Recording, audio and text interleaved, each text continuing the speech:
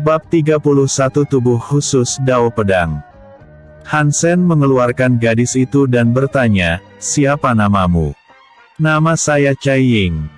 "Apakah Tuan seorang kultivator pengembara?" tanya Cai Ying dengan penasaran. "Iya. Bisa dibilang seperti itu. Bersihkan dirimu terlebih dahulu dan mari kita bicara di tempat yang nyaman. Aku akan memberikanmu makanan," kata Hansen sambil mengusap kepala Cai Ying. Cai Ying mengangguk dan berbalik dengan malu. Segera dia pergi ke belakang reruntuhan rumahnya dan seharusnya terdapat pakaian yang dia jemur di sana. Hansen cukup kagum dengan keberanian Cai Ying. Jika dilihat dari tubuhnya yang kotor, seharusnya dia sudah bersembunyi di dalam sumur selama beberapa hari.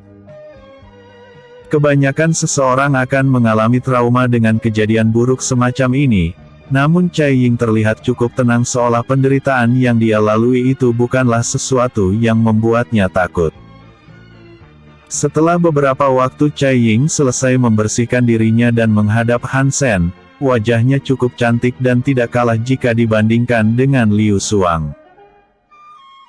Hanya saja usianya masih muda dan jika dia melewati usia 18 tahun maka kecantikan sejatinya mungkin akan benar-benar menarik.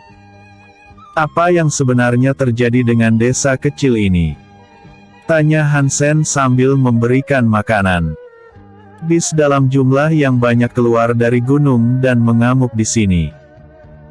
Semua orang melarikan diri dan saya tidak memiliki kesempatan. Saya memutuskan untuk bersembunyi di dalam sumur di depan rumah dan jika bukan karena Tuan yang membunuh bis itu mungkin saya sudah mati," kata Cai Ying dengan jujur. "Kau sangat pintar dan berani. Apakah orang tuamu juga ikut berlari menghindari bis?" tanya Hansen dengan penasaran.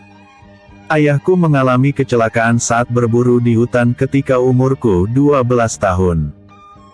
Sedangkan ibuku meninggal sewaktu melahirkanku. Selain penduduk desa yang membantu memberikan pekerjaan kecil aku tidak memiliki kerabat," kata Cai Ying yang mencoba untuk tersenyum. "Maaf.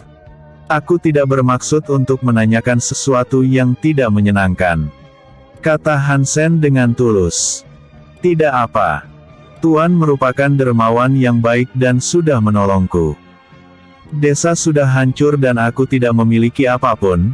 Bisakah aku bersama dengan Tuan dan bekerja? Bahkan jika aku harus menjadi seorang pelayan aku tidak akan keberatan," kata Cai Ying dengan sungguh-sungguh. Hansen menyipitkan matanya dan memegang tangan kanan Cai Ying. Ekspresi Cai Ying terlihat sangat malu dan dia terkejut dengan Hansen yang memegang tangannya. Aliran energi panas tiba-tiba terhubung di tubuhnya dan sebuah jiwa instrumen yaitu pisau. Hansen tidak menyangka bahwa dirinya tidak sengaja menemukan bakat yang luar biasa di desa yang hancur seperti ini. Jiwa instrumen pisau itu memang biasa saja untuknya. Namun Cai Ying memiliki keadaan fisik khusus yaitu fisik Dao Pedang yang belum bangun. "Maaf. Aku hanya berusaha memeriksa bakatmu.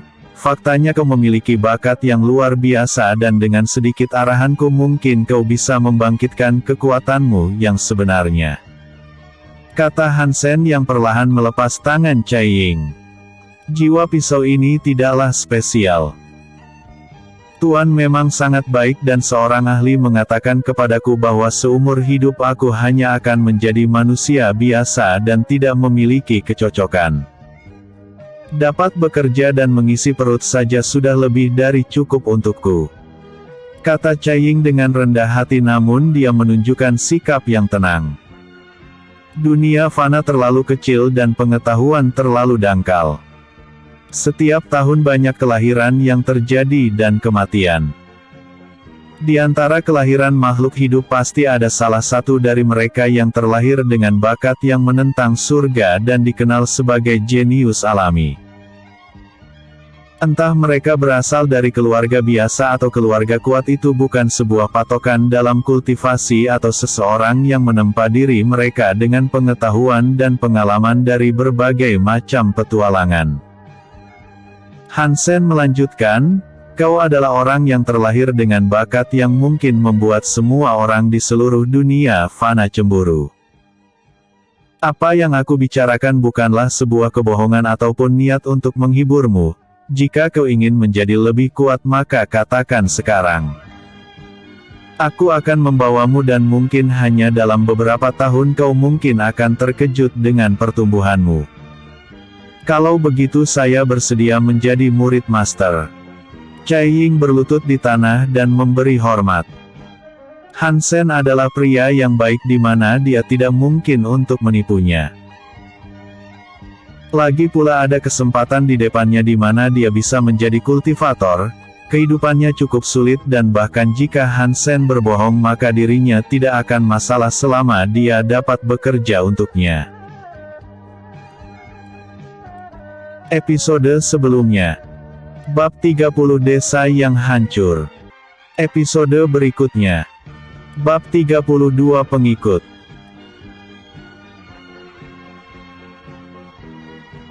Bab 32 Pengikut. Hansen melihat kesungguhan Cai Ying dan sejujurnya tidak terlalu tertarik. Alasannya sebenarnya sangat sederhana dan jika itu dirinya yang dulu sebagai Hansuan mungkin dia bersedia.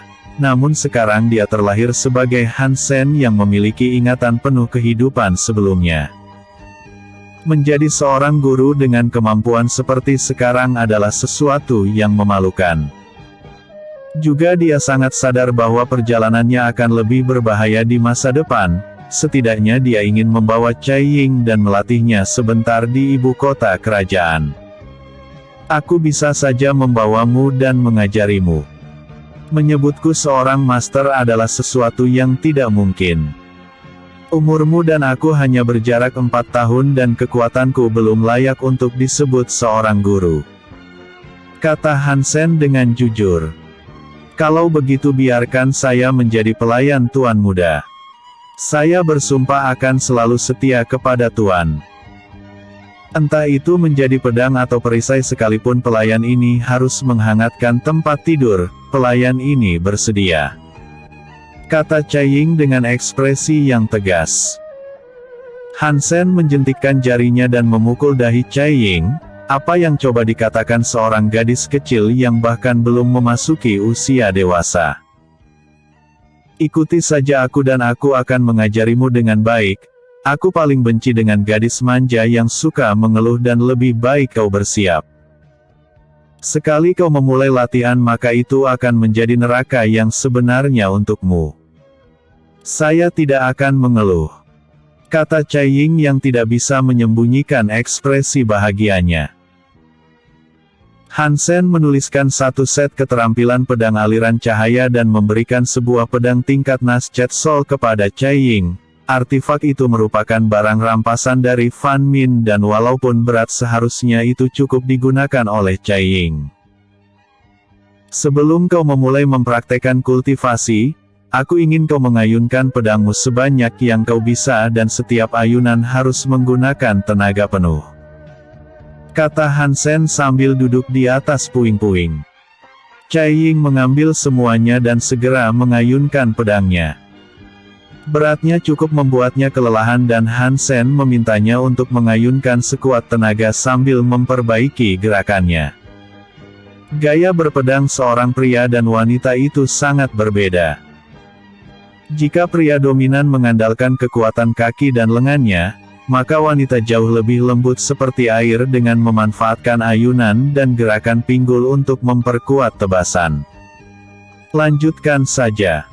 Aku akan pergi sebentar dan jangan berhenti sebelum aku bilang berhenti. Hansen pergi berjalan-jalan sebentar. Cai Ying terus mengayunkan pedangnya berulang kali. Hanya dalam 33 ayunan dia sudah merasa kalau tangannya mulai terasa sakit, keringat bercucuran deras dan dia terus melakukan tugasnya dengan baik.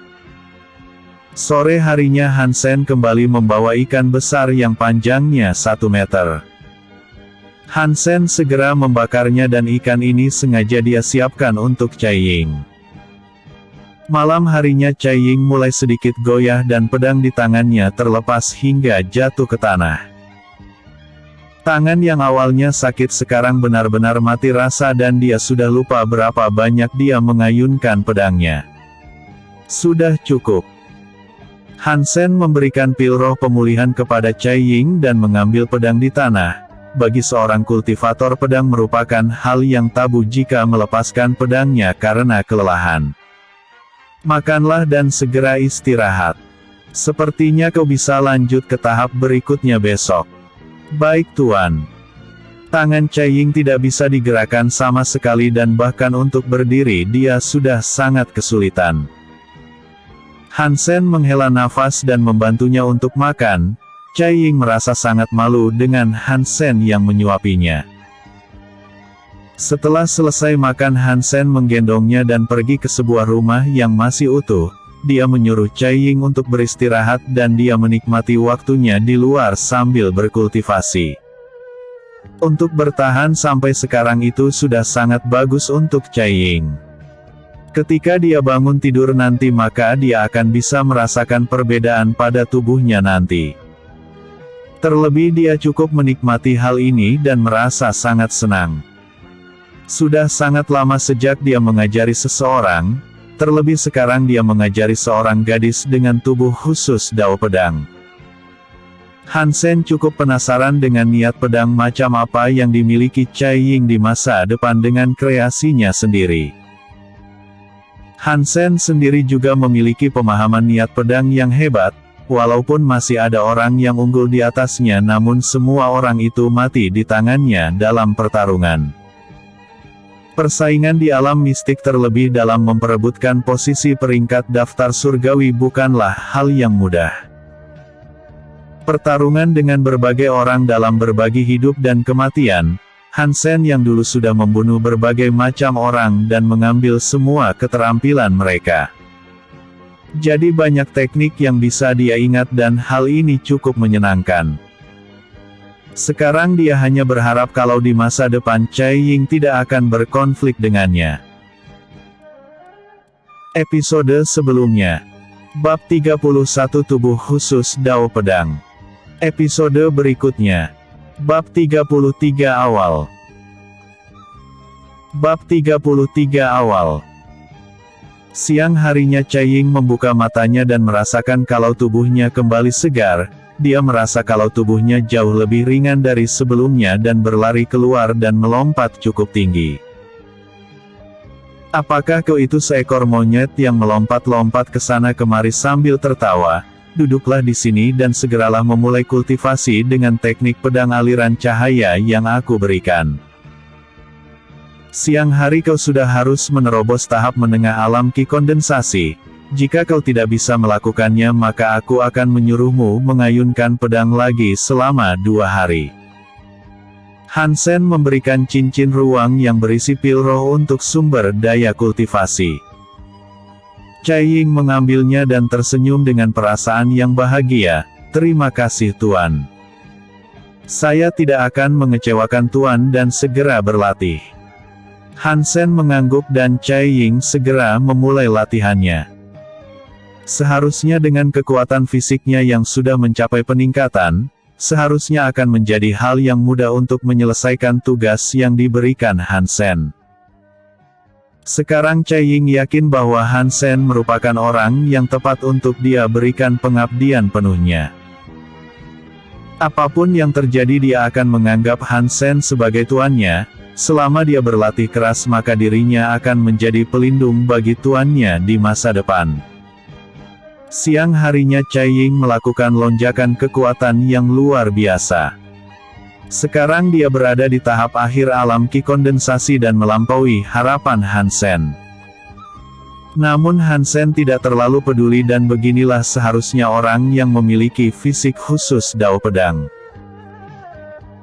Cai Ying yang terlahir dengan fisik khusus yang dimana dia sudah memiliki bakat penuh untuk menjadi kultivator. Jika dia terjebak di alam yang kecil maka fisik khusus miliknya akan menjadi sia-sia. Han Sen memutuskan untuk melanjutkan perjalanan dan tidak ingin menunda banyak waktu lagi.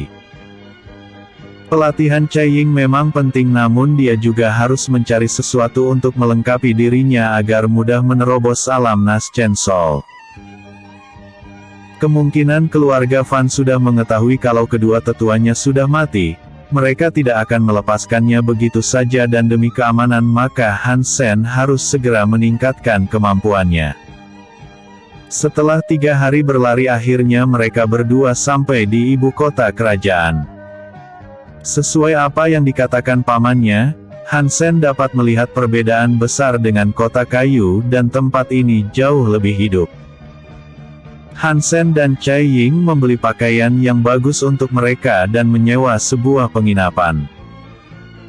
Han Sen mulai mengambil kertas dan menulis beberapa hal. Dia akan mencoba mencari sesuatu yang bagus dan tentunya membutuhkan batu roh. Apa yang sedang Tuan lakukan? Tanya Cai Ying sambil melihat Han Sen. Bukan apa-apa. Luangkan waktumu untuk berlatih saja. Aku sudah memberikanmu sumber daya dan batu roh yang cukup, sebelum kau masuk ke dalam alam Golden Core Maka dan mengasah ki milikmu. Pelatihan pedang belum bisa kita gunakan. Kata Han Sen dengan jujur. Saya akan bekerja keras. Kata Cai Ying dengan sungguh-sungguh.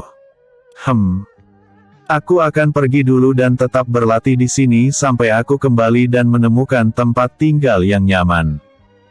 Kata Han Sen yang dengan jujur.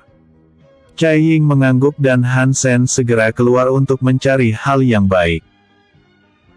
Han Sen bergegas pergi ke paviliun alkimia dan di sana sudah sangat ramai yang ingin membuat artefak atau membeli pil roh yang berkualitas. Han Sen pergi menemui pelayan dan berkata, bisakah Nona mencarikan bahan ini untukku? Pelayan itu mengambil catatan Han Sen dan berkata, paviliun alkimia memiliki semuanya. Namun semua bahan ini bernilai 1 juta lebih batu roh, apakah Tuan yakin tidak ingin melihatnya lagi? Iya. Sekaligus aku ingin menyewa tempat untuk melakukan pemurnian apakah bisa? Tanya Han Sen dengan santai. Tentu saja Tuan. Kata pelayan itu dengan ramah. Tolong tunggu sebentar di sini dan saya akan segera kembali membawa pesanan Tuan. Han Sen duduk dan tidak menyangka bahwa semua batu roh akan langsung habis dalam sekejap mata. Namun dia akan membuat 2 jenis pil roh yang sangat bagus untuk membuatnya menerobos alam Naschen Soul dengan fondasi yang kuat. Batu roh bisa dia dapatkan dengan mudah nantinya dan setelah ini dia akan pergi ke paviliun harta untuk mencoba menjual teknik bela diri yang baru saja dia tulis. Han Sen mendengar bahwa paviliun harta biasanya mengadakan pelelangan harta karun, tentunya akan ada banyak orang besar dengan kantong tebal yang akan datang. Alam Naschen Soul adalah awal perjalanan dari kultivasi sebenarnya. Setelah itu Han Sen dapat menggunakan seni bela diri yang lebih kuat yang sebelumnya tidak bisa dia gunakan, musuh tidak akan menunggunya untuk berkembang dan dia harus bertambah kuat bagaimanapun caranya. Episode sebelumnya.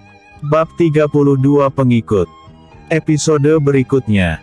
Bab 34 Alkemis yang sebenarnya. Setelah beberapa waktu pelayan itu kembali dan memberikan semua bahan obat. Han Sen membayarnya dan pelayan itu meminta Han Sen mengikuti sebuah lorong untuk pergi ke ruangan pemurnian pil roh. Han Sen masuk ke ruangan yang paling ujung dan di sana cukup luas. Han Sen melihat seorang pria tua yang sedang fokus dalam pemurnian pil roh. Pria tua itu bernama Lao Li dan merupakan ketua cabang paviliun alkemis di kerajaan Xianjiang. Sekarang dia sedang berusaha untuk dipromosikan menjadi alkemis tingkat Naschen Soul. Baginya keadaan ini sangat penting dan dia tahu kalau ada seseorang yang masuk namun dia berusaha untuk tetap tenang dan fokus dengan apa yang ada di depannya. Han Sen mendapatkan tempat duduk dan melihat keadaan sepertinya dia harus menunggu orang tua ini sampai selesai. Han Sen juga tidak keberatan menunggu sedikit lebih lama dan melihat api serta kekuatan jiwa yang mengamuk seharusnya tidak akan lama orang tua ini akan gagal. Setelah beberapa waktu perlahan api yang membakar tungku mulai redup dan di tengah jalan Lao Li sudah kehabisan kekuatan jiwanya. Han Sen hanya bisa menghela nafas dan tidak menyangka kalau keterampilannya sangat menyedihkan. Sialan. Kenapa sulit sekali untuk membuat pil roh ini? Lao Li memukul lantai dan sangat kesal dengan dirinya sendiri. Adapun bocah yang masuk sama sekali tidak mengganggunya. Namun ini adalah ruangan pribadinya dan dia harus meminta penjelasan kepadanya. Siapa yang mengizinkanmu untuk berani masuk ke dalam ruang pemurnianku? Jika kau tidak menjelaskannya kepadaku maka kau akan memiliki akhir yang buruk. Kata Lao Li dengan dingin. Apa maksudmu Pak Tua? Aku datang kemari karena membayar. Aku juga ingin memurnikan pil roh. Aku bahkan tidak mengganggumu sama sekali dan kau tidak bermaksud untuk menyalahkanku bukan? Tanya Han Sen dengan tatapan yang dingin. Orang tua ini gagal karena kekuatan jiwanya yang tidak cukup. Jika kau ingin memurnikan pil roh tidak seharusnya kau berada di ruangan ini, sepertinya ini adalah kelalaian pelayan di depan. Kata Lao Li dengan pasrah. Baginya tidak ada gunanya marah kepada bocah di depannya. Apa yang dikatakannya sangatlah benar dan ini adalah kelalaian pelayanan. Setelah ini dia harus memperbaiki semuanya dan untungnya bocah di depannya hanya orang lemah yang berada di alam Golden Core. Aku mengerti. Tapi bolehkah aku mengambil alih pemurnianmu itu? Tanya Han Sen dengan penasaran. Apa maksudmu? Kau ingin memurnikan sampah yang gagal itu? Tanya Lao Li dengan sedikit terkejut. Cih. Sebagai seorang alkemis kau benar-benar memalukan. Cairan obat itu belum sepenuhnya rusak. Kau mungkin tahu jenis-jenis bahan obat berharga yang kau gunakan tapi sayangnya kau tidak memahami setiap karakteristiknya dan itu adalah apa yang akan aku gunakan untuk membalikkan proses pemurnian. Han Sen berjalan ke depan tungku dan membentuk sebuah segel. Api mulai membakar tungku obat dan Han Sen mengontrol suhunya, tiba-tiba kekuatan jiwa yang besar meledak dan api merah menyembur dengan ganas. Perlahan proses pemurniannya kembali dan Han Sen menggunakan kekuatan jiwanya sebagai tambahan. Keterampilan macam apa ini? Lao Li tidak bisa menahan diri untuk tidak terkejut. Membalikan keadaan bahan yang sudah rusak kembali ke kondisi pemurnian, kemampuan ini bahkan tidak akan bisa dilakukan oleh para orang tua di Serikat Alkemis. Bocah yang ada di depannya ini mungkin adalah alkemis tingkat tinggi, kontrol api dan kekuatan jiwanya sangat sempurna dan bahkan hanya dengan melihatnya saja membuatnya tercerahkan. Kau itu memiliki kemampuan untuk membuatnya namun caramu itu sungguh sangat bodoh. Kau mendorong semua kekuatan jiwamu dari awal dan itu hanya akan menguras lebih banyak tenaga dan membuat pil roh kehilangan banyak khasiatnya. Proses pemurnian pil roh yang sebenarnya adalah seperti ini. Han Sen mendesak kekuatan jiwanya dan cairan obat di dalam tungku keluar melayang di udara. Han Sen mengeluarkan bahan obat yang sebelumnya dia beli dan melemparnya. Dia memisahkan dua cairan obat dan memurnikan dua jenis pil roh secara bersamaan. Api merah meleburkan semua bahan obat dan setiap mulai menyatu. Kedua jenis api dengan suhu yang berbeda terlihat jelas di depan Han Sen, keringat mulai bercucuran dan setelah setengah jam semuanya sudah siap. Lao Li tidak memiliki komentar apapun dan sekarang dia melihat hal yang sudah di luar pemahamannya. Aroma obat menyembur dengan gila dan bahkan seluruh paviliun alkemis dapat menciumnya. Aroma obat ini bahkan dapat merangsang kekuatan jiwa mereka dan semua orang segera duduk berkultivasi di tempat. Mereka tidak tahu hal aneh apa yang sedang terjadi, namun manfaat ini tidak mungkin bisa mereka abaikan begitu saja. Bab 35 Alkemis yang sebenarnya 2. Seorang pria membuka pintu ruangan dengan sangat keras dan dia merupakan alkemis tingkat Naschen Sol yang berasal dari pusat yang bernama Dailong. Dirinya merupakan salah satu alkemis senior yang sangat berbakat, posisinya juga berada di kelas kedua yang merupakan alkemis tingkat Naschen Sol. Lao Lei, apa yang sedang kau lakukan? Teriak Dailong dengan keras. Diamlah senior. Jika kau mengganggunya dan membuatnya gagal maka aku tidak akan pernah memaafkanmu. Kata Lao Lei dengan gugup. Mereka berdua melihat Hansen dengan ekspresi yang bingung. Kontrolnya yang luar biasa terhadap dua api sekaligus dan proses pemurnian pil rohnya sangat mengagumkan, kekuatan jiwanya seolah sedang bermain dan seperti hembusan angin yang menyegarkan. Pemandangan ini seolah memberitahu mereka berdua bahwa alkemis itu merupakan sebuah seni yang sangat indah. Hansen membentuk segel di tangannya dan berusaha memadatkan cairan obat. Arai mulai terbentuk dan semua aura di sekitarnya ditarik ke arahnya. Hansen menurunkan telunjuknya dan kedua api itu melesat kembali ke dalam tungku dan pil roh yang Hansen inginkan sudah siap. Setidaknya masing-masing dari dua jenis yang dia buat, terdapat 5 butir dengan tingkat kemurnian sempurna. Hansen memasukkannya ke dalam kotak obat dan merasa puas dengan hasilnya. Kedua orang tua itu masih diam membatu di tempat mereka dan mulai menenangkan diri. Hansen terlalu malas untuk mengurus mereka berdua dan karena dia sudah selesai maka dia akan pergi mengingat dia saat ini sudah kelelahan. Tunggu sebentar. Bolehkah aku melihat pil roh yang kau buat? Tanya Dailong yang sangat penasaran. Hansen menghela nafas dan menatapnya dengan dingin. Apakah kau pikir dirimu dapat disetarakan denganku? Dailong terkejut dan segera memberi hormat. Maafkan saya senior. Orang tua ini hanya sedikit bersemangat dan saya harap master dapat memaafkannya. Bagi seorang alkemis umur tidak berarti apa-apa, mereka yang memiliki kemampuan yang lebih baik bisa dianggap sebagai orang di atas mereka. Ini adalah aturan yang tidak tertulis dan alkemis yang memiliki kemampuan yang lebih rendah harus menundukkan kepala mereka terlepas dari usia. Lao Lei juga memberikan hormat dan dia sedikit gugup karena tidak lama dia memarahi Hansen. Namun sejujurnya dia sangat bersyukur karena pelayan itu membuat kesalahan.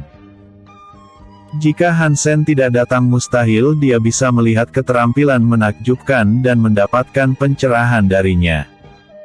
Begitulah seharusnya. Hansen mengeluarkan kotak obatnya dan memberikannya. Kau ingin melihatnya bukan? Sebelumnya aku sudah meminta sesuatu darinya. Anggap saja semua ini impas. Dailong membuka kotaknya dan Lao Lei juga ikut penasaran dan bergabung. Ekspresi mereka berubah menjadi pucat dan mereka sangat terkejut sampai jantung mereka berhenti beberapa detik. Walaupun mereka tidak tahu jenis pil roh apa yang dibuat Hansen namun setidaknya mereka bisa menilainya. Pil roh tingkat Divine Transformation dengan kemurnian yang sempurna tanpa cacat sedikitpun. Umumnya seorang alkemis ketika melakukan pemurnian, mustahil untuk menyaring semua manfaat bahan obat hingga 100%.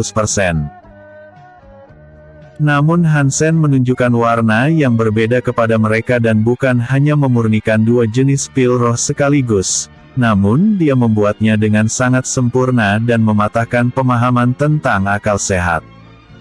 Kalau boleh tahu, pil roh jenis apa yang sudah senior buat? Tanya Dailong dengan penasaran. Pil roh pelebur tulang yang digunakan untuk memperkuat tubuh fisik dan pil roh hati Dao yang dapat memperkuat kekuatan jiwa sekaligus menghilangkan iblis batin tanpa memiliki efek samping. Jawab Hansen dengan santai dan segera dia merebut kotak obatnya kembali.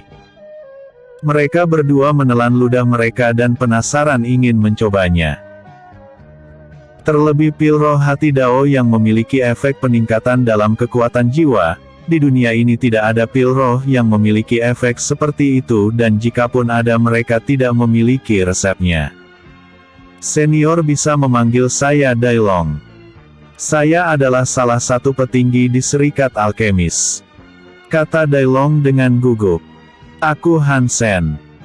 Lalu memangnya kenapa jika kau salah satu petinggi Serikat Alkemis? Kau tidak bermaksud untuk merekrutku bukan? Bahkan aku dapat memastikan bahwa di Serikat Alkemis tidak akan ada orang yang bisa mengalahkanku jika masalah membuat pil roh. Seiring berjalannya waktu menjadi alkemis tingkat virtual adalah hal yang sepele untukku, jadi jangan harap aku bergabung ataupun bekerja untuk Serikat Alkemis. Kata Hansen dengan tegas. Episode sebelumnya. Bab 34 Alkemis yang sebenarnya. Episode berikutnya. Bab 36 Tamu